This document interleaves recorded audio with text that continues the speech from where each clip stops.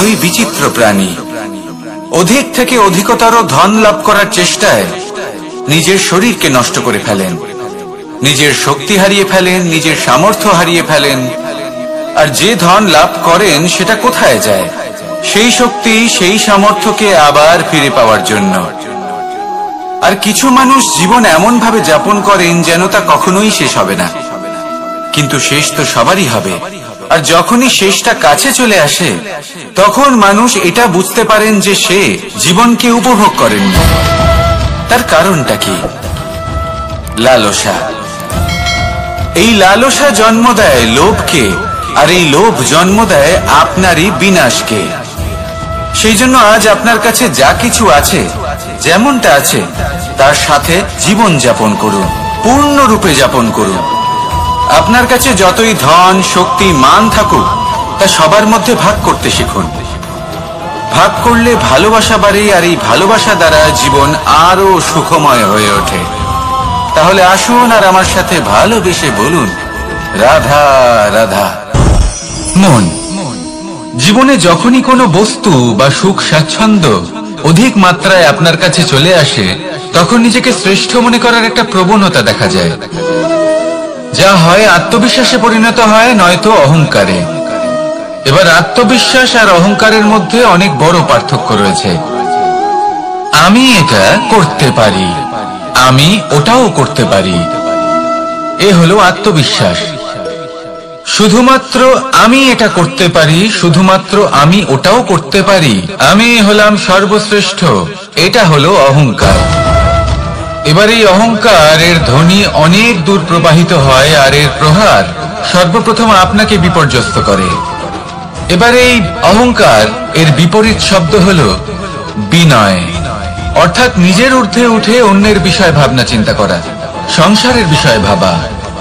এই বিনয়ী হবার চেষ্টা করুন, একের থেকে অনেক হওয়ার চেষ্টা করুন এবং একসাথে থাকার চেষ্টা করুন। নিশ্চিত রূপেই আপনি বিকাশের কারণ হবেন। মত্ততা থেকে নিজেকে দূরে রাখুন, অহংকার থেকে নিজেকে দূরে রাখুন। এই মন প্রসন্ন হয়ে বলবে, রাধা রাধা। জীবনে যখন কোনো ব্যক্তি নিজের লক্ষ্য প্রাপ্তির জন্য নিরন্তর পরিশ্রম করতে থাকেন, চেষ্টা করতে থাকেন, তখন তিনি কষ্ট অনুভব করেন, কখনো শারীরিক কষ্ট, কখনো মানসিক কষ্ট। এবার উনি এটা ভাবতে থাকেন যে আমি কি উচিত করছি নাকি অনুচিত করছি। কারণ অন্যদিকে এমন একজন ব্যক্তিও আছেন যিনি একদমই পরিশ্রম, চেষ্টা করছেন না। তিনি মদিরা পান করেন, বিলাসিতায় জীবন কাটান, অলস প্রকৃতির হয়ে ওঠেন, নিদ্রাতে বিলীন হয়ে থাকেন আর ভাবেন যে তিনি সুখ লাভ করছেন। কিন্তু এরকম কেন হয়? কারণ যখন আমরা সৎ পথে থাকি, উচিত পথে চলি, লক্ষ্য প্রাপ্ত করার জন্য চেষ্টা করতে থাকি, তখন আমাদের ভেতরে থাকা নেতিবাচক শক্তি এবং পাপ এই দেহকে ত্যাগ করে দেয়। আর এই অনুভূতিটাই আমাদের দুঃখের অনুভূতি দেয়, কষ্ট দেয়। এবার সেখানে যদি আমরা কুপথে চলি, অনুচিত পথে চলতে থাকি, তাহলে আমাদের ভেতরে থাকা পুণ্য এবং ধনাত্মক শক্তি আমাদের দেহ ত্যাগ করে দেয়। আর এই অনুভূতির কারণেই আমরা সুখ অনুভব করি। কিন্তু কখনো ভাববেন যে এই সুখ বেশি সময় পর্যন্ত থাকে না। সেই জন্য সবসময় মনে রাখবেন, যদি আপনি জানেন যে এটাই আপনার লক্ষ্য, এটাই উচিত পথ, শুভ পথ, তাতে নিরন্তরভাবে এগিয়ে যেতে চেষ্টা করতে থাকুন। এই কষ্ট আপনাকে সুখের পরাকাষ্ঠায় কখন পৌঁছে দেবে তা আপনি জানতেই পারবেন না। আসুন আমার সাথে ভালোবেসে বলুন, রাধা রাধা। ঈর্ষা আমাদেরই মনে বসবাস করা আরো একটা শত্রু। তবে এই শত্রু কখনো কখনো আমাদের জন্য লাভদায়কও হতে পারে, কিন্তু যদি আমরা সতর্ক না থাকি তাহলে সেটা ততটাই ঘাতক হয়ে উঠতে পারে। যদি আপনার কোনো প্রতিদ্বন্দ্বী থেকে থাকে যে এগিয়ে চলেছে, তাকে দেখে আপনার মনে ঈর্ষা উৎপন্ন হয়, আর ঈর্ষাবশত আপনি নিরন্তর চেষ্টা করতে থাকেন, পরিশ্রম করতে থাকেন সামনে এগোনোর জন্য, তাহলে তার দ্বারা আপনার বিকাশই হবে। কিন্তু যদি আপনি নিজের বিরোধীকে শেষ করতে দেওয়ার জন্য অগ্রসর হন, তাকে বিনাশ করার জন্য অগ্রসর হন, তাহলে এই ঈর্ষা প্রথমে আপনার বিনাশ অবশ্যই করবে। একটা কথা আছে, এটা পশু প্রবৃত্তি, আপনি শুধুই নিজের বিকাশের কথা ভাববেন। তিনিই হলেন প্রকৃত মানুষ, যিনি অন্য মানুষের জন্য প্রাণও দিতে পারেন। এই ঈর্ষা যদি আপনাকে বিকাশের পথে নিয়ে যেতে পারে তাহলে খুবই ভালো। যদি আপনাকে অন্য কাউকে বিনাশ করে দেওয়ার পথে অগ্রসর করে তাহলে তার থেকে দূরে থাকাই ভালো। যেমন ধরুন, আপনার কাছে একটা সুচ আছে যার দ্বারা আপনি ছেঁড়া কাপড়ও সেলাই করতে পারবেন বা অন্য কারোর পাত্রে ছিদ্রও করে দিতে পারবেন। আপনি কি চাইবেন, নিজের বিকাশ নাকি অন্য কারোর বিনাশ? সিদ্ধান্ত আপনারই। আসুন আর আমার সাথে ভালোবেসে বলুন, রাধা রাধা। বিষ এবং অমৃত, এর ভিত্তিতেই সংসার চক্র চলতে থাকে। যখন সমুদ্র মন্থন হয়েছিল তখন এই দুই প্রাপ্ত হয়েছিল। প্রথমে বিষ পাওয়া গেল, তারপর অমৃত। জীবন মন্থন করলেও এগুলো লাভ করা যায়। এবার এই যে বিষ, তা হলো অমৃতের থেকে অনেক বেশি শক্তিশালী এবং সেই জন্যই অনেক বেশি ঘাতকও। এবার বোঝার চেষ্টা করি এই বিষ আসলে কি। যে কোনো বস্তু বা কোনো ভাব যদি মাত্রার থেকে বেশি পরিমাণে আপনার কাছে থাকে, প্রয়োজনের থেকে বেশি আপনার কাছে থাকে, তাহলে সেটা আপনার কাছে বিষ সমান হতে পারে। তা সে ধন হোক, শক্তি হোক, সম্মান হোক, ইত্যাদি ইত্যাদি। যদি আপনার কাছে এমন কিছু থেকে থাকে যা মাত্রার থেকে বেশি পরিমাণে আপনার কাছে আছে, তাহলে তাকে ভাগ করতে শিখুন। যদি আপনি ভাগ করতে শিখে যান তাহলে এই বিষই আপনার জন্য অমৃতে পরিণত হবে, আর তাদের কাছেও অমৃত সমান হয়ে উঠবে যাদের এই সাহায্যের প্রয়োজন। তাহলে ভাগ করে নিতে শিখুন আর আমার সাথে ভালোবেসে বলুন, রাধা রাধা। কোনো বাড়িতে, কোনো পরিবারে যখন কারোর জন্ম হয় তখন তা কত সুখের মুহূর্ত হয়। সেই ছোট্ট সন্তান যখন কিছুটা বড় হয়, সে হাঁটার চেষ্টা করে, আর সেই প্রক্রিয়াতেও খুব বড় একটা শিক্ষা লুকিয়ে রয়েছে, ঠেলে দেওয়া। যখন আপনি হাঁটতে চান, সামনে এগোতে চান, তখন আপনি কি করেন? নিজের পায়ের তলার যে মাটি তাকে আপনি পেছনে ঠেলে দেন। ব্যাস, এই একই জিনিস তো জীবনেও শিখতে হবে। এবার যদি আপনি জ্ঞানের পথে অগ্রসর হতে চান তাহলে অজ্ঞানতাকে পেছনে সরিয়ে দিতে হবে। যদি আপনি প্রকাশের দিকে এগোতে চান তাহলে অন্ধকারকে পেছনে সরিয়ে দিতে হবে। যদি আপনি ভবিষ্যতে সফল হতে চান তাহলে অতীতের যে অসফলতাগুলিকে পেছনে সরিয়ে দিতে হবে। যে জল বইতে বইতে থেমে যায় তাকে আমরা নালা বলে থাকি, তার থেকে দুর্গন্ধ বের হয়। কিন্তু যে জল বইতেই থাকে তাকেই আমরা পবিত্র জল বলি। তাহলে আপনিও কর্ম করতে থাকুন, কখনো থামবেন না, আর আমার সাথে ভালোবেসে বলুন, রাধা রাধা। যোগে আপনি বড় বড় সমস্যার সমাধান করতে পারবেন। এবার যদি কথা বলি সব থেকে কঠিন সময়ের, তাহলে সেটা হলো বিচ্ছেদের। যা মা সীতাকে সহ্য করতে হয়েছে শ্রীরামের জন্য, রাধা কৃষ্ণকেও সহ্য করতে হয়েছে। যে ব্যক্তি বিচ্ছেদের সময় সঠিক পথে চলে এসেছে সে জীবনে অনেক শ্রেষ্ঠ স্থানে অবশ্যই পৌঁছতে পারবে। এবার যদি কথা বলি সব থেকে জরুরি এবং গুরুত্বপূর্ণ সময়ের, তাহলে সেটা হলো সংযোগ। সকলকে সাহায্য করতে থাকুন। আপনি অন্যদের সাহায্য করে তাদের যত আনন্দ দিতে পারবেন ততটাই আনন্দ আপনারও জীবনে অবশ্যই আসবে। আসুন আর আমার সাথে ভালোবেসে বলুন, রাধা রাধা। কামবোধ, এটাই আপনার অন্তরের প্রথম শত্রু। বেশিরভাগ মানুষই কামবোধ বলতে লালসা বোঝেন, কিন্তু এটা সম্পূর্ণ সত্য নয়। কামের আসল অর্থ হলো কামনা। এটা খুবই সহজ ব্যাপার। মনুষ্য শরীর থাকলে, মানুষের মন থাকলে এই কামনা অবশ্যই থাকবে।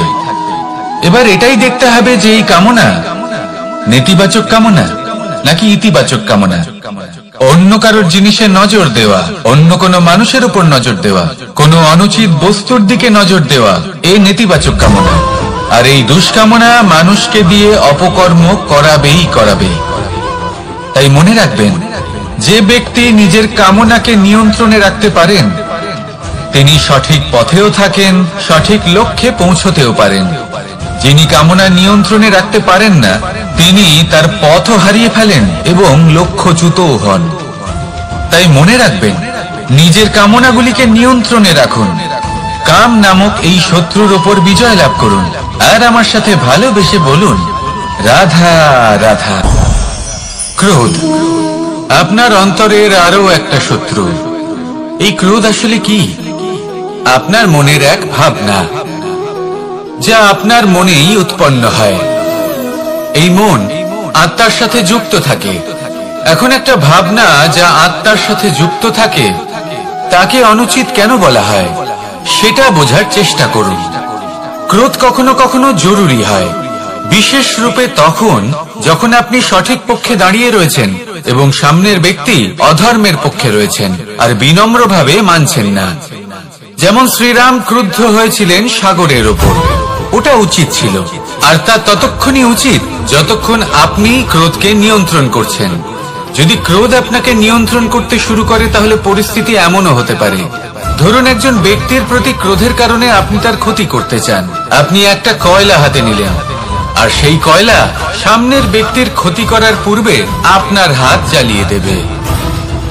ব্যাস, ক্রোধ এটাই করে, সর্বপ্রথম আপনার ক্ষতি করে, আপনার বিবেক হরণ করে নেয়, আপনি আপনার নিয়ন্ত্রণ হারিয়ে ফেলেন আর সবকিছু নষ্ট হয়ে যায়। বেশিরভাগ মানুষ ক্রোধে এমন সিদ্ধান্ত নেন যে সেটা তাদেরই বিনাশের কারণ হয়ে দাঁড়ায়। আর কিছু মানুষ বলেন যে আমাদের জীবনে এত যন্ত্রণা আছে, এত সংকট আছে যে ক্রোধ উৎপন্ন হবেই। আর এরকম সময় এটাই উচিত হবে যে আপনি নিজেকে ক্রোধের থেকে দূরে রাখুন আর তারপর সমস্যার নিবারণ করুন। আর এই নিবারণই আপনার জীবনকে একটা শ্রেষ্ঠ স্তরে পৌঁছে দেবে। তাহলে ক্রোধ থেকে দূরে থাকুন, সুপ্রসন্ন থাকুন আর আমার সাথে ভালোবেসে বলুন, রাধা রাধা। লোভ আপনার অন্তরের আরো একটা শত্রু। দেখতে গেলে এটা একটা শব্দ, একটা সংস্কৃত শব্দ, লব ধাতু থেকে উৎপন্ন হয়েছে। এর অর্থ কিছু লাভ করা। কিছু লাভ করা অনুচিত নয়, আরো কিছু লাভ করাও অনুচিত নয়, কিন্তু সব থেকে বেশি আমি লাভ করব, আমি আরো চাই, আরো বেশি চাই, আরো বেশি পেতে চাই, এটাই হলো লোভ। আর এই লোভ যখন গ্রাস করে তখন আপনি যা পেতে চান, সে ধনই হোক বা মানই হোক, তা অর্জন করার জন্য মানুষ যে কোনো স্তরে পৌঁছে যেতে পারে। যদি মানুষ ধন অর্জন করতে চান তাহলে তার জন্য তারা অধর্মের পথেও চলতে পারেন। যদি সম্মান অর্জন করতে চান তাহলে অন্য মানুষকে ছোটও করতে পারেন। শেষ পর্যন্ত আপনার এটা মনে হতে পারে যে যদি একটু অল্পই প্রাপ্ত করতাম কিন্তু ভালোবেসে প্রাপ্ত করতাম, এই জীবন আরো অনেক বেশি সুখী হতো। লোভ আপনার জীবনে, আপনার মনে কখন যে প্রবেশ করবে সেটা আপনি জানতেও পারবেন না। তাই এটা চিনতে শিখুন আর তৎক্ষণাৎ জীবন থেকে বাইরে ফেলে দিন। যা কিছু লাভ করতে চান তা ভালোবেসে লাভ করুন আর সেই ভালোবাসার সাথেই বলুন, রাধা রাধা। মোহ আপনার অন্তরের আরো একটা শত্রু। এবার মানুষ প্রেম আর মোহের মধ্যে পার্থক্য বুঝতে পারে না। কিছু মানুষ ভাবে যে মোহর মধ্যে খারাপ কি আছে। যদি কোনো মানুষের তার বাবা মার প্রতি, তার সন্তানের প্রতি মোহ থাকে তবে খারাপ কি আছে? খারাপ আছে, আর সেটা তাদের জন্য খারাপ হতে পারে যাদের প্রতি আপনার এই মোহ আছে।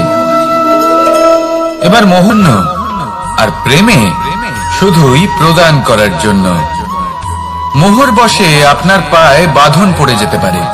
যদি মাতা পিতার তার সন্তানের প্রতি মোহ থাকে তাহলে তারা তাদের সন্তানকে কখনো দুঃখে, চিন্তায়, যন্ত্রণায় দেখতেই পারবে না। সেই জন্য তারা সন্তানকে বেঁধে রাখতে চান একটা সুরক্ষিত ক্ষেত্রে, যেখান থেকে না তারা সংসারকে দেখতে পায়, না পরখ করতে পারে, না কিছু শিখতে পারে, না বিকট পরিস্থিতির সম্মুখীন হতে পারে। ঠিক যে কারণে তারা দুর্বল হয়ে পড়ে, অজ্ঞানী হয়ে ওঠে, তাদের বিকাশ সেখানেই স্তব্ধ হয়ে যায়। আর সেখানে প্রেম শুধুমাত্র বিকাশের পথে নিয়ে যায়। মা বাবা যদি সন্তানকে ভালোবাসেন তাহলে তাকে ছেড়ে দেন যে যাও সংসারকে দেখো, পরখ করো আর শেখো। কিভাবে এর সাথে লড়াই করতে হবে সেটা নিজে শেখো। নিজের শক্তি নিজেই বাড়িয়ে তোলো, নিজের পথ চয়ন করো। সেই জন্য এই মোহ শিকল ভেঙে ফেলুন আর প্রেমকে আপন করে নিন। আর এই প্রেম দ্বারাই বলুন রাধা রাধা। এই সংসারে এমন অনেক ব্যক্তি আছেন যারা নিজেদের প্রসন্নতার জন্য স্বার্থপরতার সীমা পার করে যেতে পারেন। নিজে সুখ লাভ করার জন্য অন্যকে দুঃখ দিতে পারেন। ওনাদের কারোর প্রতি কোনো টান নেই, না সমাজের প্রতি, না আপনজনদের প্রতি, না ঈশ্বরের প্রতি। এবার দেখুন, মানুষ যদি কাউকে ভয় নাও পায়, তাও নিজের কর্মের কথা মনে করে অবশ্যই ভয় পাওয়া উচিত। কারণ আপনি যা কর্মই করুন তার ফল নিজে থেকে আপনার কাছে আসবেই, নিশ্চিত রূপে আসবে। তার থেকে আপনি পালাতে পারবেন না। কেউ নিজের কর্মফলের হাত থেকে বাঁচতে পারে না। স্বয়ং মহাদেবকে ওনার কর্মফল ভোগ করতে হয়েছিল। উনি কিছু না ভেবেই ভস্মাসুরকে বর দিয়েছিলেন। তার পরিণাম স্বরূপ যেটা হলো যে ওই ভস্মাসুর যাকে মহাদেব বরদান করেছিলেন তার হাত থেকে নিজের প্রাণ বাঁচিয়ে ওনাকে পালাতে হলো। এই সংসারে এমন কেউ নেই যে নিজের কর্মফলের হাত থেকে বাঁচতে পারে। সবসময় এটা ভেবে দেখুন যে কর্মটা আপনি করছেন সেটা শ্রেষ্ঠ কিনা। এমন কর্ম করুন যেটা আপনাকে জীবনে এগিয়ে নিয়ে যাবে। নিজেকে সৎ পথে রাখুন, কিন্তু এটাও সুনিশ্চিত করুন যে জীবনে যে কর্ম আপনি করছেন তাতে অন্য ব্যক্তির উপর কি প্রভাব পড়ছে, তাতে উনি দুঃখ পাচ্ছেন না তো। যদি আপনি যা করছেন তাতে সবার মঙ্গল হয়ে থাকে, তাহলে আপনার কাউকে ভয় পাওয়ার কোনো প্রয়োজন নেই। না কালকে ভয় পাবেন, না মহাকালকে। আসুন আমার সাথে ভালোবেসে বলুন রাধা রাধা। জীবনে বিকট পরিস্থিতিতে নিজেকে প্রসন্ন রাখা। কিন্তু যদি আপনি এটা শিখে যান তাহলে এই নীরবতাই আপনাকে জীবনে অনেক বড় বড় সমস্যার হাত থেকে বাঁচাবে। এই প্রসন্নতা আপনাকে বিকটতর পরিস্থিতি থেকে বেরিয়ে আসতে শক্তি যোগাবে। তাই এই গুণ আত্মসাৎ করুন আর আমার সাথে ভালোবেসে বলুন রাধা রাধা। আমরা সবাই জীবনে কামনা করি। কেউ ধন সম্পত্তির কামনা করি, কেউ ভালোবাসার, কেউ বন্ধুদের, কেউ নাম খ্যাতি আদি ইত্যাদি। এগুলো লাভ করার জন্য আমরা চেষ্টা করতে থাকি, পরিশ্রম করতে থাকি। কিছু সময় পরে অর্জনও করে ফেলি, কিন্তু সবকিছু অর্জন করার কিছু সময় পরে এরা রুষ্ট হয়ে যান, আমাদের থেকে দূরে চলে যান বা আমাদের থেকে কেড়ে নেওয়া হয়।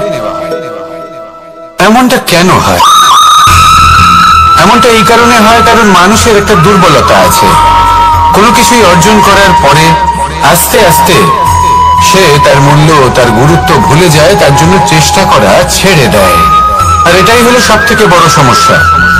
ঠিক যেমন কোনো ব্যক্তি যিনি ধন অর্জন করতে চান তার জন্য কঠিন পরিশ্রম করেন, হয়তো ধন অর্জন করেও ফেলেন, তারপর আস্তে আস্তে ওই ধনের মূল্য ভুলে যান, উচিতভাবে তা প্রয়োগ করেন না, আস্তে আস্তে তার ধন তার সঙ্গ ত্যাগ করে দেয়, সমস্ত পরিশ্রম ব্যর্থ হয়ে যায়। সেই জন্য মনে রাখবেন, এই সংসারে কিছু অর্জন করা অত্যন্ত কঠিন ব্যাপার, কিন্তু তার থেকেও বেশি কঠিন হলো সেটা নিজের সাথে ধরে রাখা।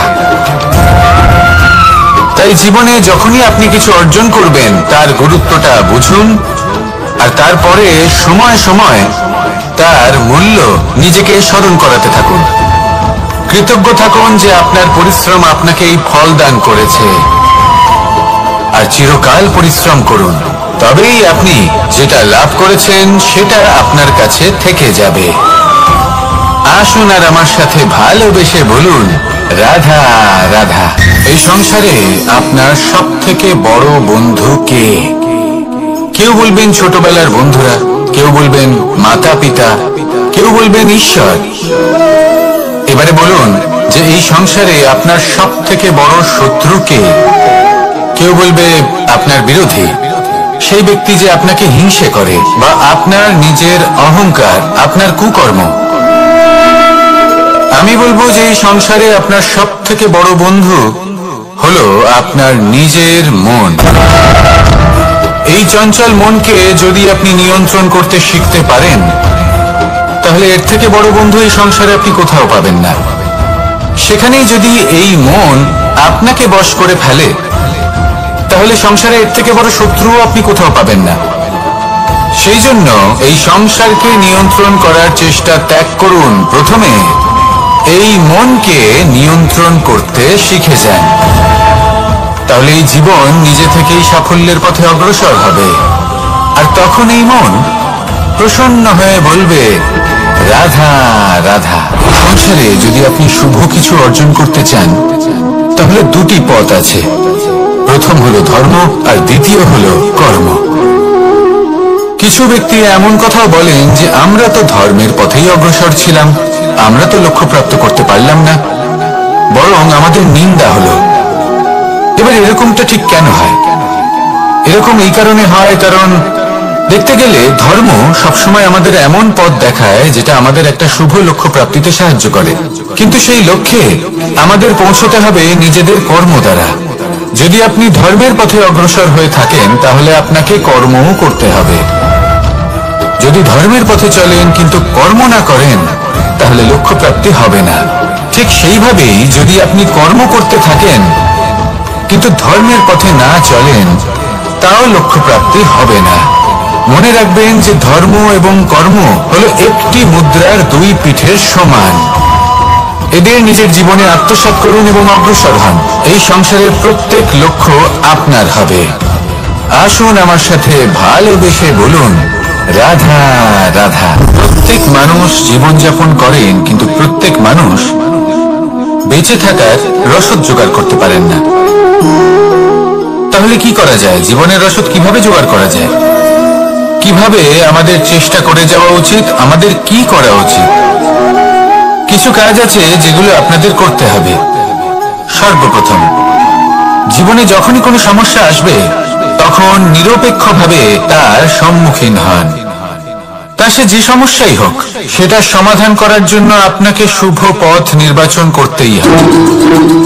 তারপরে যদি আপনার হাতে কখনো ক্ষমতা আসে, সেই মুহূর্তে আরো বেশি বিনম্র থাকতে হবে। আপনি ধন অর্জন করলে তখন অহংকার জাগ্রত হতে দিলে চলবে না। আপনি যদি শক্তিশালী হয়ে ওঠেন, তাও অহংকার জাগ্রত হলে চলবে না। জীবনে যখনই ক্রোধ হবে, তখন নিজেকে নিয়ন্ত্রণ করুন, আর ভেবে দেখুন যে যদি এই মুহূর্তে আপনি ক্রোধ দেখান, তাহলে তার পরিণাম কি হবে। এর ফলে কি কিছু শুভ ঘটনা ঘটবে নাকি অশুভ কিছু ঘটবে? শুধু এই কটা কাজ নিজেদের জীবনে আত্মসাৎ করুন, জীবন যাপন অত্যন্ত সহজ হয়ে যাবে। আসুন আমার সাথে ভালোবেসে বলুন, রাধা। মানুষ বড়ই বিচিত্র প্রাণী। অধিক থেকে অধিকতর ধন লাভ করার চেষ্টায় নিজের শরীরকে নষ্ট করে ফেলেন, নিজের শক্তি হারিয়ে ফেলেন, নিজের সামর্থ্য হারিয়ে ফেলেন। আর যে ধন লাভ করেন সেটা কোথায় যায়? সেই শক্তি, সেই সামর্থ্যকে আবার ফিরে পাওয়ার জন্য। আর কিছু মানুষ জীবন এমন ভাবে যাপন করেন যেন তা কখনোই শেষ হবে না, কিন্তু শেষ তো সবারই হবে। আর যখনই শেষটা কাছে চলে আসে, তখন মানুষ এটা বুঝতে পারেন যে সে জীবনকে উপভোগ করেননি। তার কারণটা কি? লালসা। এই লালসা জন্ম দেয় লোভকে, আর এই লোভ জন্ম দেয় আপনারই বিনাশকে। সেই জন্য আজ আপনার কাছে যা কিছু আছে, যেমনটা আছে, তার সাথে জীবন যাপন করুন, পূর্ণরূপে যাপন করুন। আপনার কাছে যতই ধন, শক্তি, মান থাকুক, তা সবার মধ্যে ভাগ করতে শিখুন।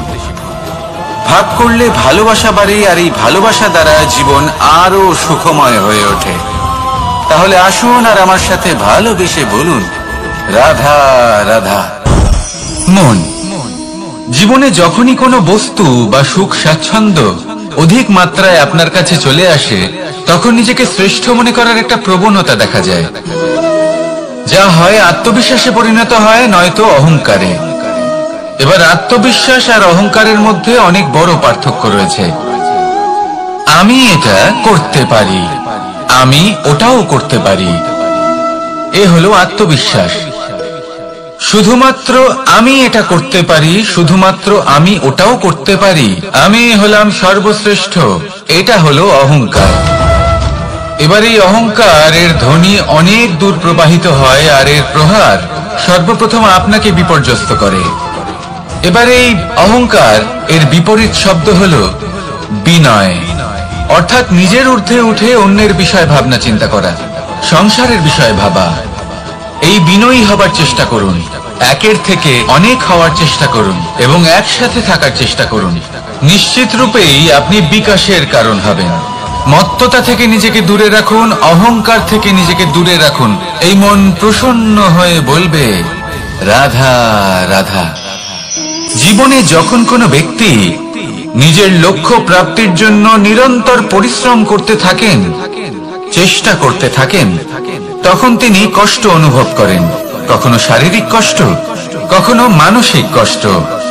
এবার উনি এটা ভাবতে থাকেন যে আমি কি উচিত করছি নাকি অনুচিত করছি, কারণ অন্যদিকে এমন একজন ব্যক্তিও আছেন যিনি একদমই পরিশ্রম চেষ্টা করছেন না। তিনি মদিরা পান করেন, বিলাসিতায় জীবন কাটান, অলস প্রকৃতির হয়ে ওঠেন, নিদ্রাতে বিলীন হয়ে থাকেন আর ভাবেন যে তিনি সুখ লাভ করছেন। কিন্তু এরকম কেন হয়? কারণ যখন আমরা সৎ পথে থাকি, উচিত পথে চলি, লক্ষ্য প্রাপ্ত করার জন্য চেষ্টা করতে থাকি, তখন আমাদের ভেতরে থাকা নেতিবাচক শক্তি এবং পাপ এই দেহকে ত্যাগ করে দেয়। আর এই অনুভূতিটাই আমাদের দুঃখের অনুভূতি দেয়, কষ্ট দেয়। এবার সেখানে যদি আমরা কুপথে চলি, অনুচিত পথে চলতে থাকি, তাহলে আমাদের ভেতরে থাকা পুণ্য এবং ধনাত্মক শক্তি আমাদের দেহ ত্যাগ করে দেয়। আর এই অনুভূতির কারণেই আমরা সুখ অনুভব করি। কিন্তু কখনো ভাববেন যে এই সুখ বেশি সময় পর্যন্ত থাকে না।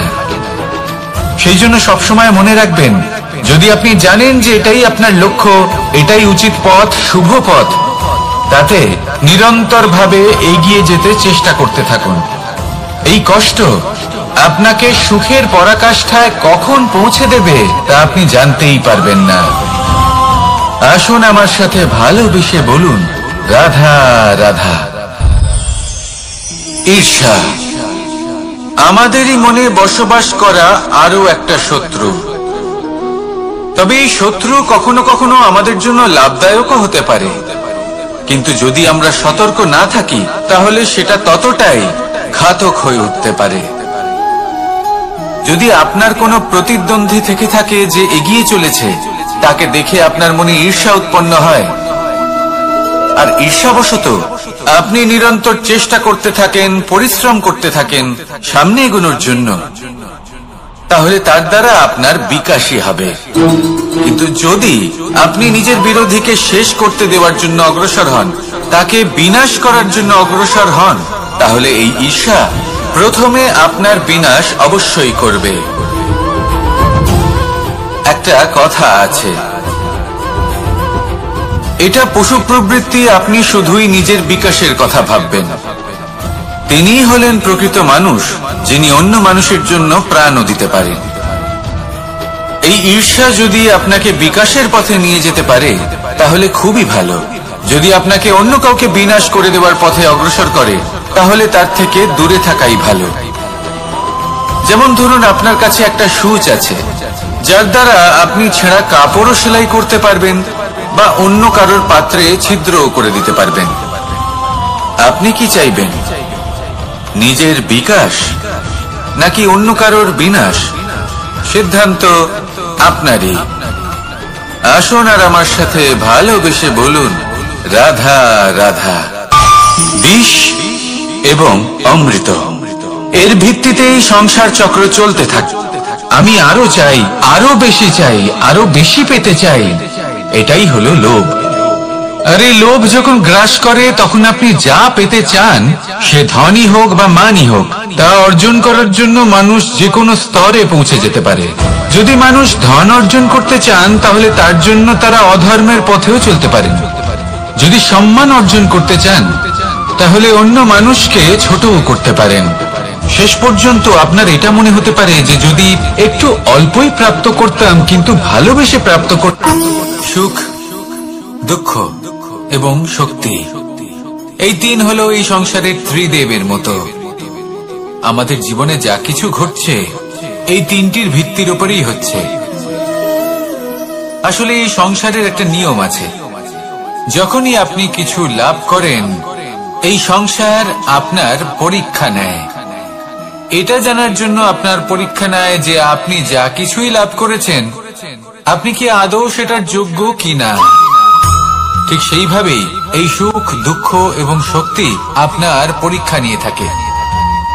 যখন সুখ আসে তখন সে আপনার পরীক্ষা নেয় যে আপনার মধ্যে অহংবোধ জাগ্রত হয়নি তো। যদি অহংবোধ চলে আসে তাহলে সুখ সেখানেই সঙ্গ ত্যাগ করে। দুঃখ আপনার ধৈর্যের পরীক্ষা নিতে থাকে, আর যদি আপনার মধ্যে ধৈর্য না থাকে তাহলে এটা আপনাকে আরো বেশি দুঃখের গভীর অন্ধকারে ঠেলে দেবে। সেখানে শক্তি পরীক্ষা নেয় আপনার বিনম্রতার। যদি আপনি বিনম্র না হন তাহলে হয় এই শক্তি আপনার সঙ্গ ত্যাগ করবে, নয় এই শক্তি বিনম্রতার অভাবে আপনার পতনের কারণ হতে পারে। এই সংসারে যে কোনো ব্যক্তি যিনি এই পরীক্ষায় উত্তীর্ণ হয়ে থাকেন এই জীবনে তিনি সাফল্য লাভ করেন। আসুন আমার সাথে ভালোবেসে বলুন, রাধা রাধা।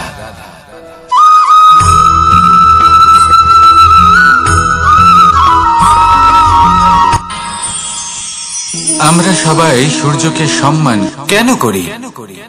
কারণ আমরা জানি যে সন্ধেবেলা যখন সূর্যাস্ত হবে তখন শুধুমাত্র অন্ধকার বাকি থাকবে। ঠিক কিছুটা এরকমই হয় আমাদের মাতা পিতাও, যিনি আমাদের জন্ম দেন, আমাদের ভরণ পোষণ করেন, আমাদের বড় করেন, আমাদের প্রেম প্রদান করেন। কখনো কখনো তাদের মুখ থেকে কটু কথা নিঃসৃত হয়, আমাদের দুঃখ হয়, কিন্তু তখন আমাদের এটা বোঝা উচিত এগুলি নিঃসৃত হচ্ছে আমাদেরই মঙ্গলের জন্য। যেমন সূর্যদেব, উনিও উত্তাপ দিয়ে থাকেন আমাদেরই মঙ্গলের জন্য, যাতে ফসল পাকতে পারে, যাতে জল বাষ্প হয়ে মেঘ হতে পারে, বৃষ্টি হতে পারে, আর এই সংসারে নিরন্তর জলের প্রবাহ থাকে। আমাদের মাতা পিতা, তাদের কঠোর আচরণ, তাদের কঠোর অনুশাসনের পেছনে লুকিয়ে থাকে ওনাদের ভালোবাসা। আমাদের তা বুঝতে হবে, সসম্মানে ওনাদের গ্রহণ করতে হবে। কারণ ঠিক সূর্যাস্তের পরে যেমন চতুর্দিক অন্ধকারচ্ছন্ন হয়ে যায়, তেমনি আমাদের জীবন থেকে যখন আমাদের মাতা পিতা চলে যায় তখন আমাদের জীবনেও শুধু এবং শুধুমাত্র অন্ধকারই ছেয়ে থাকে। সেই জন্য নিজের মাতা পিতাকে সম্মান করুন, ওনাদের ভালোবাসা প্রদান করুন। এই মন আর এই জীবন প্রসন্ন হয়ে বলবে, রাধা রাধা।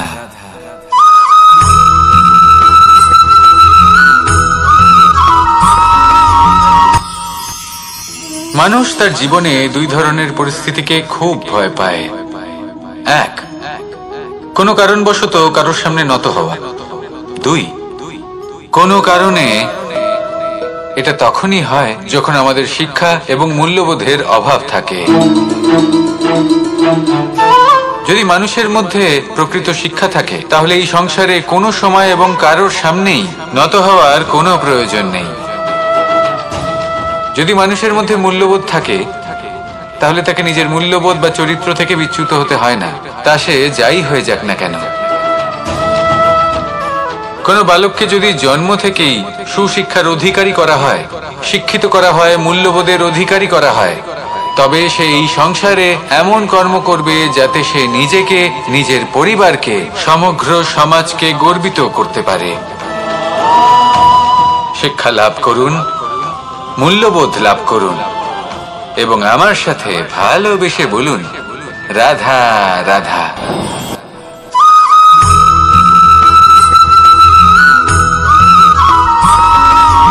কথায় আছে, প্রত্যেক পুত্র তার পিতার প্রতিচ্ছবি হয়, আর সমস্ত প্রতিচ্ছবি চায় যেন সে তার অস্তিত্ব প্রাপ্ত করতে পারে। পুত্র চায় সে যেন তার পিতার মতো হয় বা কখনো কখনো তার থেকেও শ্রেষ্ঠ হয়। সেটা কোনো অনুচিত ব্যাপার নয়। অনুচিত তখন হয় যখন পুত্র নিজের পিতার মতো হবার স্বপ্ন পূরণ করতে গিয়ে বা তার থেকেও শ্রেষ্ঠ হওয়ার স্বপ্ন পূরণে অনুচিত পথের আশ্রয় নেয়। কারণ তারপরে সে তার পিতার গুণগুলি আত্মসাৎ করতে চায় না। সে শুধুই এটা চায় যে সংসারের চোখে যেন আমি শ্রেষ্ঠ প্রমাণিত হই। এটা অনুচিত। সংসারে এমন অনেক মানুষ আছেন যারা এই কারণে শ্রেষ্ঠ হবার চেষ্টা করেন যাতে তার পরিবারের তার পিতার সম্মান বৃদ্ধি পায়। এমনও মানুষ থাকেন, আর এটাই হলো পার্থক্য উদ্দেশ্যের। মনে রাখবেন, যদি আপনার উদ্দেশ্য শুভ হয় তাহলে পথও শুভ হবে, যদি আপনার উদ্দেশ্য অশুভ হয় তাহলে পথও অশুভ হবে। তাহলে নিজের পিতার মতো হবার চেষ্টা অবশ্যই করুন, তার থেকেও শ্রেষ্ঠ হওয়ার চেষ্টা অবশ্যই করুন, কিন্তু মনে রাখবেন আপনার সংকল্প আর আপনার উদ্দেশ্য এই দুই শুভ হওয়া উচিত। তাহলে আসুন আর আমার সাথে ভালোবেসে বলুন, রাধা রাধা।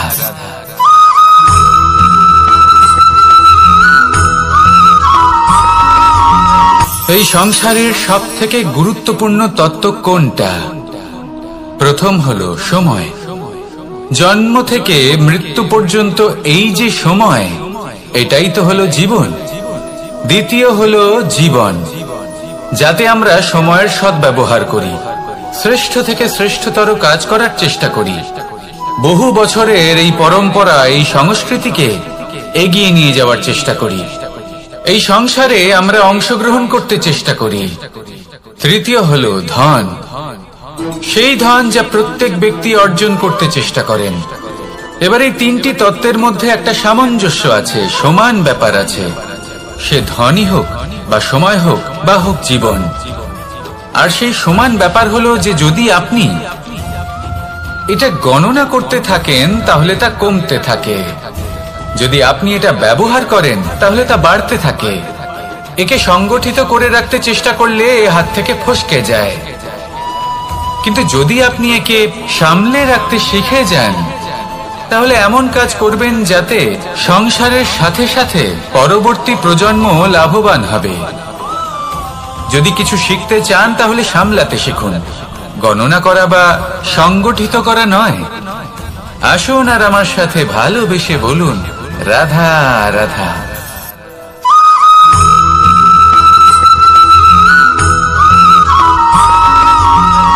খুব বেশি গুরুত্ব থাকে না, কিন্তু যখন অসংখ্য পাথরের টুকরো একত্রিত হয় তখন তা পর্বতের আকার ধারণ করে।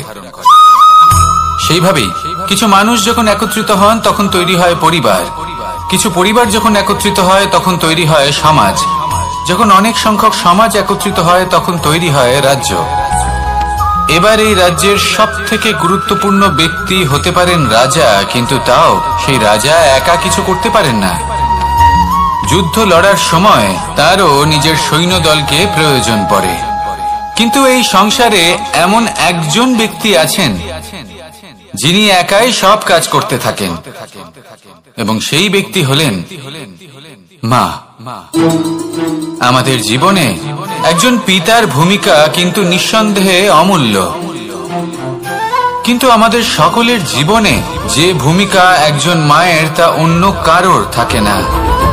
একজন মা একাই সন্তানকে বড় করতে পারেন, সংস্কারী করে তুলতে পারেন, তার জন্য পরিশ্রম করেন। আর এত কিছু কাজ করার পরেও তার কাজের জন্য তিনি প্রশংসা অবশ্য পান না। উল্টে যদি সেই সন্তান অনুচিত পথে চালিত হয়, অনুচিত কর্ম করে, তখন সেই মাকেই অপবাদের পাত্র হয়ে উঠতে হয়। আমাদের জীবনে মায়ের যোগদান কতটা সেটা বুঝুন। আপনাকে বড় করে তোলার জন্য উনি কতটা পরিশ্রম করেছেন সেটা বুঝুন। আজ থেকে, এখন থেকে, এই মুহূর্ত থেকে মাকে সম্মান করতে শিখুন। যখন সময় পাবেন, যখন সুযোগ হবে, তখন তার প্রশংসা করুন, ওনারও ভালো লাগবে। আর মায়ের এই মমতার জন্য, তার এই ভূমিকার জন্য আসুন সবাই মিলে আমরা তাকে প্রণাম করি আর সকলে মিলে ভালোবেসে বলি, রাধা রাধা।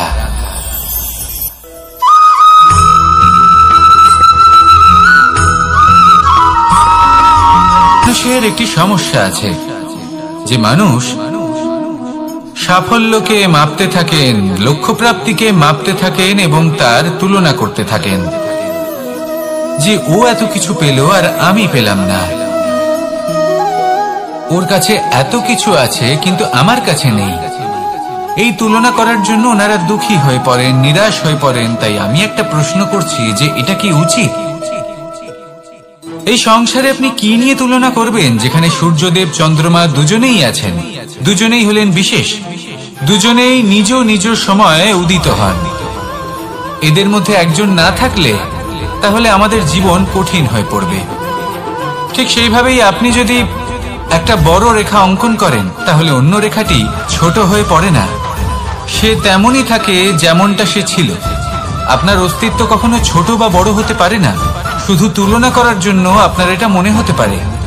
যদি আপনি যুদ্ধ করতে চান আপনার তলোয়ারের প্রয়োজন পড়বে, যদি বস্ত্র তৈরি করতে চান এত বড় তলোয়ার দিয়ে কিছুই হবে না, তখন প্রয়োজন পড়বে একটা ছোট্ট সূচের।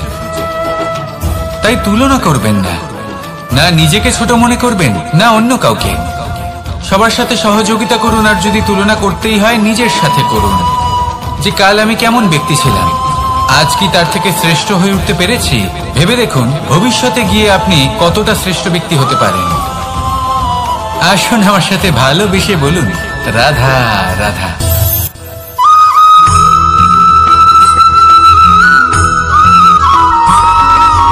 জীবনে অগ্রসর হওয়ার জন্য আমাদের কাকে প্রয়োজন হয়? মাতা পিতা, বন্ধু, প্রেম, সাহায্য, অর্থ, পরিশ্রম, আশা। ভিন্ন ভিন্ন মানুষ ভিন্ন ভিন্ন বিকল্প চয়ন করে। যদি আমি আপনাকে বলি তাহলে জয় আর পরাজয়ের মন্ত্র দুটো শব্দের উপর নির্ভর করে, মেনে নেওয়া আর দৃঢ় হওয়া। যদি মেনে নেন তাহলে হেরে যাবেন, যদি দৃঢ় হন তাহলে নিশ্চিত রূপে জয়ী হবেন। যদি কখনো আপনি ক্লান্ত হয়ে ওঠেন, আপনি দুঃখী হন, পুরোপুরি ভেঙে পড়েছেন, তখন মেনে নেবেন না যে আপনি ভেঙে পড়েছেন, নয়তো হেরে যাবেন। তখন উল্টে স্থির করবেন যে যাই হয়ে যাক না কেন আমি জয়ী হবই। আর আপনি দেখবেন যে জয় নিশ্চিত রূপে আপনার কাছেই আসবে। তাহলে এই কথা মনে রাখবেন আর আমার সাথে ভালোবেসে বলবেন, রাধা রাধা।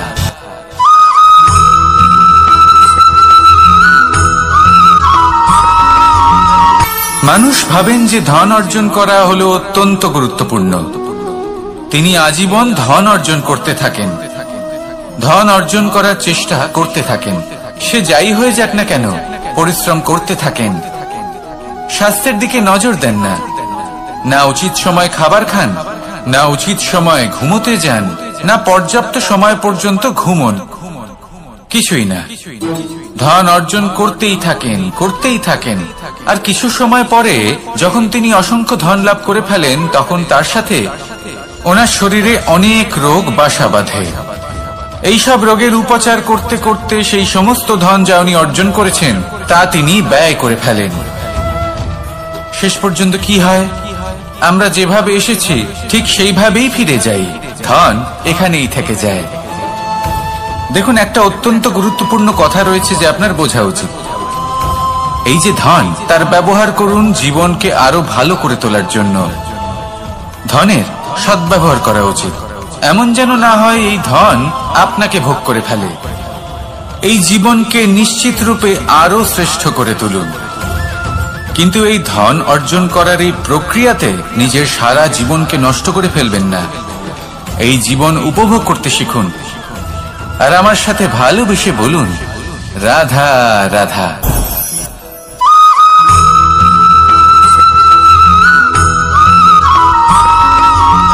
এই সংসারে যতই আঘাত প্রদান করুক না কেন প্রেম পূর্বক সহ্য করে আর তার বদলে অমূল্য রত্ন প্রদান করে।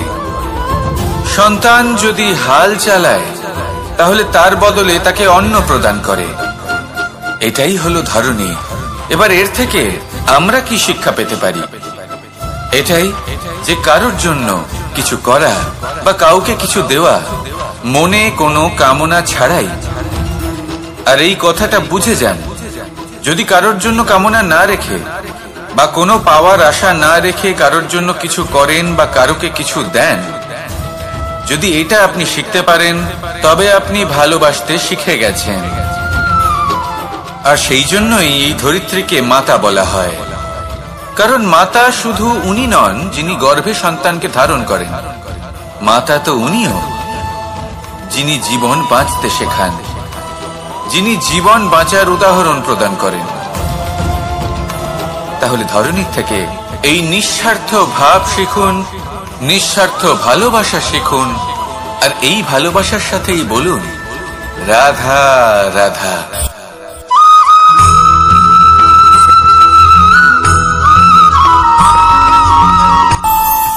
আমাদের মনে যখন কোনো প্রশ্ন ওঠে, কোনো দ্বন্দ্ব জাগে, তখন আমরা যাই আমাদের গুরুর কাছে, আমাদের আরাধ্যের কাছে গিয়ে জিজ্ঞেস করি।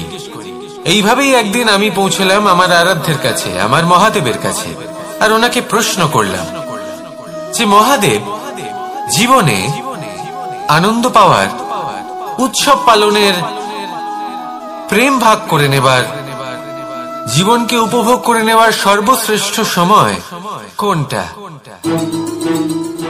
মহাদেব হাসলেন আর উনি বললেন, জীবনে উৎসব পালনের সব থেকে শ্রেষ্ঠ দিন হলো মৃত্যুর ঠিক আগের দিনটা।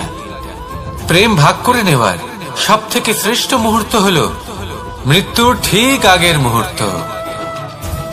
জীবনকে উপভোগ করে নেওয়ার সর্বশ্রেষ্ঠ প্রহর হলো মৃত্যুর এক প্রহর পূর্বে। তখন আমি চমকে গেলাম। আমি বললাম, কিন্তু মহাদেব, মৃত্যু তো অনিশ্চিত, আমরা জানিও না কবে আমাদের মৃত্যু হবে। মহাদেব আবার হাসলেন।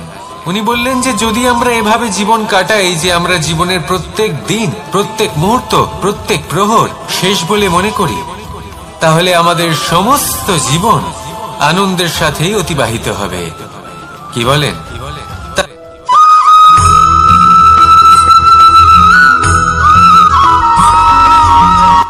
সংসারে আমাদের জীবনে যখন কোনো সুখ বা দুঃখ আসে, তার জন্য আমরা কাউকে না কাউকে অবশ্যই দায়ী করে থাকি, তাই না? এই ব্যক্তি আমাদের সাথে এরকম কাজ করেছেন, তাই আমার সাথে এমন হলো। ওই ব্যক্তি যদি এমনটা না করতেন তাহলে আজ আমি ওই স্থানে পৌঁছতে পারতাম।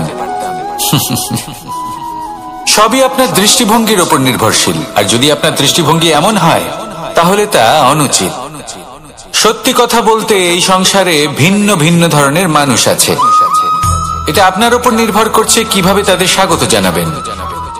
একবার ভাবুন, আমি আমার দুটো হাত সামনে নিয়ে এলাম, দুটো মুঠো খুলে দিলাম।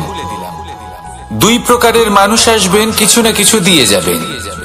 এই মুঠো যদি আমি বন্ধ করে দিই তাহলে না কেউ আমাকে কিছু দিতে পারবে, না আমার কিছু যাবে আসবে।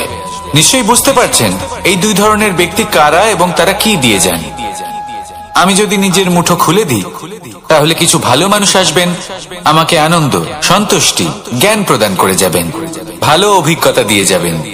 কোনো খারাপ ব্যক্তি যদি আসেন তাহলে তিনিও খারাপ অভিজ্ঞতা দেবেন, যার থেকে আমি শিক্ষা লাভ করব। এই সব কিছু আমি লাভ করতে পারি। মুঠো যদি বন্ধ করে রাখি তাহলে আমি কিছুই পাবো না।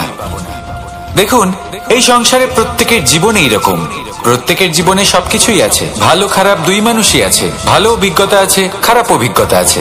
নির্ভর করছে আপনার উপর যে আপনি কি করবেন, এনাদের স্বাগত কিভাবে জানাবেন, কার থেকে কি বুঝবেন, কি শিখতে পারবেন, আর কোন দৃষ্টিভঙ্গি নিয়ে অগ্রসর হবেন। এটাই নির্ধারণ করবে যে আপনার জীবন কেমন হবে। আসুন আমার সাথে ভালোবেসে বলুন রাধা রাধা।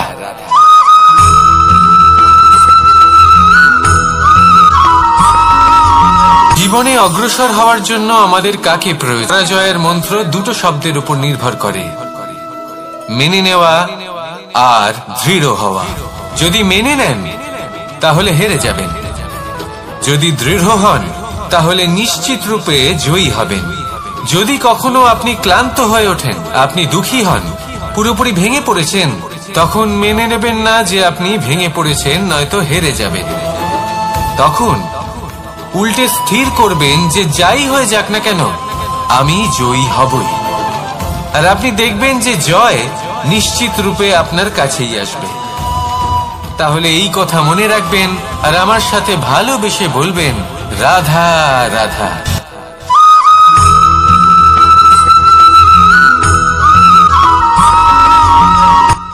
শুধু ওনাদের কঠোর ব্যবহার দেখলে আমরা একটু ভয় পেয়ে যাই।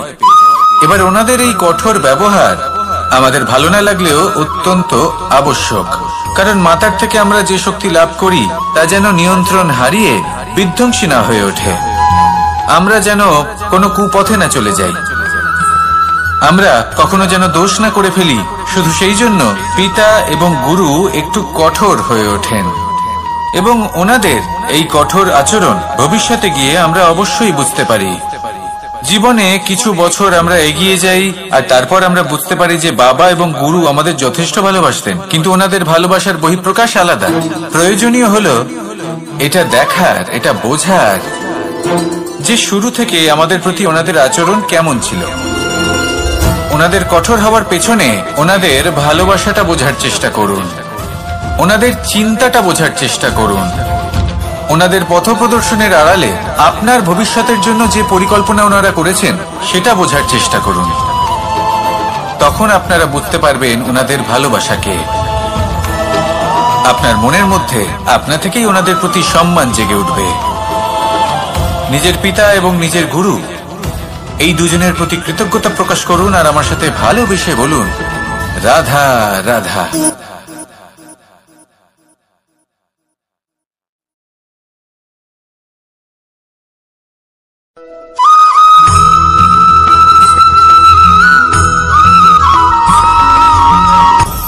আপনি কখনো পর্বতের শিখরে উঠেছেন? আপনি দেখতে পাবেন পর্বতের পদতলে প্রচুর সুন্দর ফুল রয়েছে, সবুজ বনানী রয়েছে। যত আপনি ওপরে উঠতে থাকবেন তত ফুল কমতে থাকবে, সবুজ বনানী কমতে থাকবে। আরো কিছুটা ওপরে উঠলে কাঁটা জাতীয় গাছ দেখতে পাবেন, শুকনো গাছ দেখতে পাবেন। আরো যদি ওপরে ওঠেন তাহলে পাষাণ দেখতে পাবেন। আরো ওপরে উঠলে হিমখণ্ড দেখতে পাবেন। এই যে পর্বত, তা মনুষ্য জীবনের সব থেকে উত্তম উদাহরণ। মানুষ যখন সাফল্যের শিখরে পৌঁছতে চান, মহানুভবতার শিখরে পৌঁছতে চান, পথে যত আস্তে আস্তে উপরে উঠতে থাকেন ততই ভৌতিক বস্তু তার থেকে বিচ্ছিন্ন হতে থাকে। যদি তিনি সেই ভৌতিক বস্তুগুলি ত্যাগ না করতে পারেন তাহলে কখনোই সেই স্থানে পৌঁছতে পারবেন না। আর মানুষ যদি উচিত ত্যাগ করতে পারেন, পথে অগ্রসর হতে থাকেন, এগোতে থাকেন, তাহলে একদিন না একদিন তিনি মহানুভবতার, জ্ঞানের, সাফল্যের হিমের স্বাদ অবশ্যই লাভ করবেন। মনে রাখবেন, মানব জীবনে ত্যাগ হলো অত্যন্ত গুরুত্বপূর্ণ অংশ। আসুন আমার সাথে ভালোবেসে বলুন, রাধা রাধা।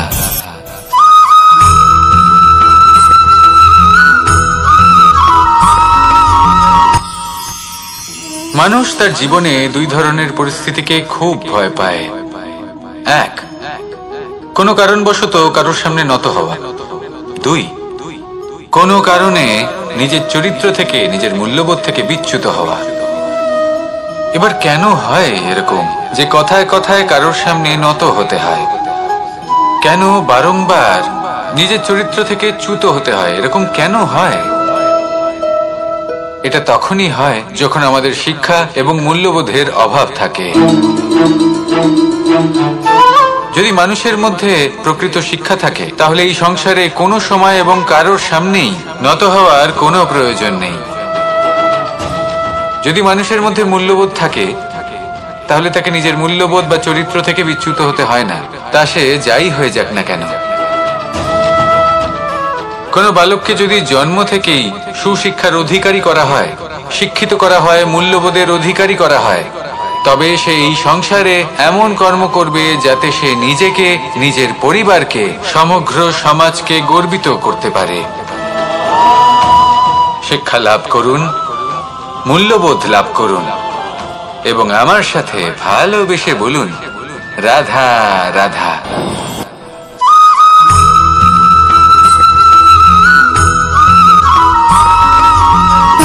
সুখ, দুঃখ এবং শক্তি, এই তিন হলো এই সংসারের ত্রিদেবের মতো। আমাদের জীবনে যা কিছু ঘটছে এই তিনটির ভিত্তির উপরেই হচ্ছে। আসলে এই সংসারের একটা নিয়ম আছে, যখনই আপনি কিছু লাভ করেন এই সংসার আপনার পরীক্ষা নেয়। এটা জানার জন্য আপনার পরীক্ষা নেয় যে আপনি যা কিছুই লাভ করেছেন আপনি কি আদৌ সেটার যোগ্য কিনা। ঠিক সেইভাবেই এই সুখ, দুঃখ এবং শক্তি আপনার পরীক্ষা নিয়ে থাকে। যখন সুখ আসে তখন সে আপনার পরীক্ষা নেয় যে আপনার মধ্যে অহংবোধ জাগ্রত হয়নি তো। যদি অহংবোধ চলে আসে তাহলে সুখ সেখানেই সঙ্গ ত্যাগ করে। দুঃখ আপনার ধৈর্যের পরীক্ষা নিতে থাকে, আর যদি আপনার মধ্যে ধৈর্য না থাকে তাহলে এটা আপনাকে আরো বেশি দুঃখের গভীর অন্ধকারে ঠেলে দেবে। সেখানে শক্তি পরীক্ষা নেয় আপনার বিনম্রতার। যদি আপনি বিনম্র না হন তাহলে হয় এই শক্তি আপনার সঙ্গ ত্যাগ করবে, নয় এই শক্তি বিনম্রতার অভাবে আপনার পতনের কারণ হতে পারে। এই সংসারে যে কোনো ব্যক্তি যিনি এই পরীক্ষায় উত্তীর্ণ হয়ে থাকেন এই জীবনে তিনি সাফল্য লাভ করেন। আসুন আমার সাথে ভালোবেসে বলুন, রাধা রাধা।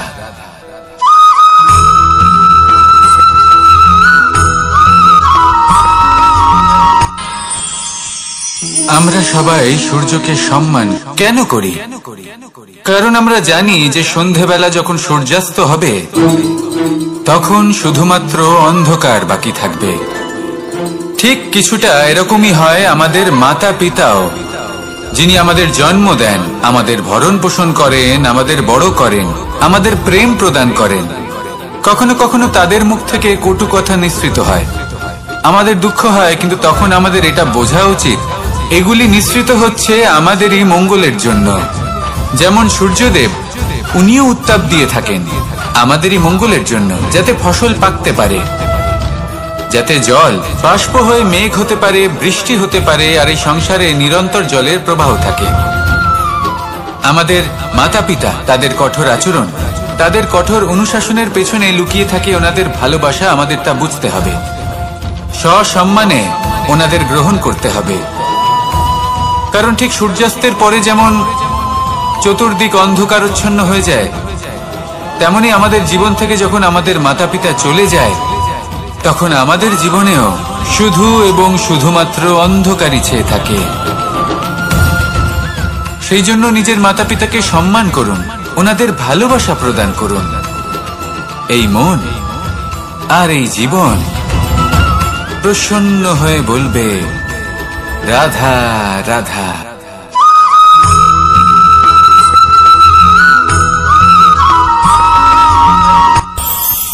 এই সংসারে আমরা প্রকাশ কোথা থেকে পাই? এর উত্তর বড়ই সরল। ভোরে যখন সূর্যোদয় হয় তখন প্রকাশের কিরণ আমাদের ঘরে এসে পৌঁছয়। এইভাবেই আমরা প্রকাশ লাভ করি। এবার এই প্রকাশের আলোতেই আমরা সারাদিনের কাজ সম্পন্ন করি। সন্ধে হয়ে যায়, সূর্যাস্ত হয়ে যায়, আর আমাদের ঘর যাতে অন্ধকার না হয় তার জন্য আমরা একটা প্রদীপ প্রজ্বলিত করি। এটাই ঘটে আমাদের জীবনেও। এবার প্রবাহমান আয়ুর সাথে আমরা আমাদের অন্তরে যদি একটা প্রদীপ প্রজ্বলিত করে নিই তাহলে বিষয়টাই অন্যরকম হবে। এবার আপনি বলবেন কোন প্রকাশের কথা বলছি যা আমাদের অন্তরে জাগ্রত করা সম্ভব? আমাদের আত্মার মাঝে প্রেমের প্রকাশ জাগ্রত করার কথা বলছি। কারণ আমাদের এই জীবন এও হলো দিনের আলোর মতো। আজ প্রকাশ আছে, কিন্তু কোনোদিন অবশ্যই অস্ত হবে। কিন্তু অস্ত হবার আগে যদি আমরা আমাদের আত্মার মাঝে প্রেমের এই প্রকাশ উজ্জ্বলিত করে নিই তাহলে আমাদের সন্ধ্যাকালও আমরা আনন্দে এবং প্রেমে যাপন করব। তাহলে আসুন আর আমার সাথে ভালোবেসে বলুন, রাধা রাধা।